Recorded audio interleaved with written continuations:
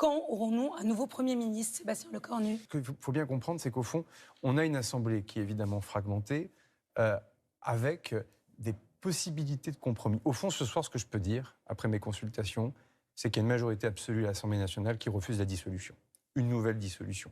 Et pas que parce qu'il y aurait la peur de retourner aux urnes, comme on a pu l'entendre tout à l'heure, peut-être vrai chez certains, mais c'est surtout parce que beaucoup de personnalités politiques, connaissant leur terrain, leur circonscription, voient bien au fond qu'une dissolution amènerait au même résultat et à une fuite en avant vers un blocage qui pourrait être davantage définitif. Et de cette majorité absolue qui refuse la dissolution, au fond, on a après plusieurs sous-blocs.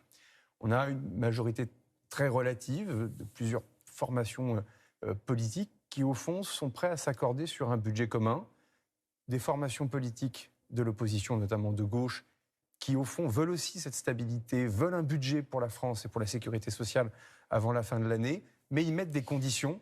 Et ce que je peux donc vous dire, c'est que je sens qu'un chemin est possible encore, il est difficile, et j'ai dit au président de la République que les perspectives de dissolution s'éloignaient et que je pense que la situation permet pour le président de nommer un Premier ministre dans les 48 prochaines heures.